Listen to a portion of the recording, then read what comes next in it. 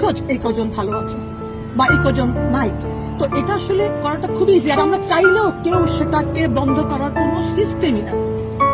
আমি যদি বলি আমরা বলবো না, এটা আসলে মানে আমি বলবো যে আসলে ইনফরমেশন গুলা খুব খারাপ ভাবে ইনফরমেশন গুলা হচ্ছে যাচ্ছে, আর ছোট মানুষ তো ওটা বুঝতে পারে না। ওইটা আমি এটা গতকালও বলেছি, বাবা আমি যদি বলি আমি সংখ্যা কমিয়ে বলবো, উপায় আছে?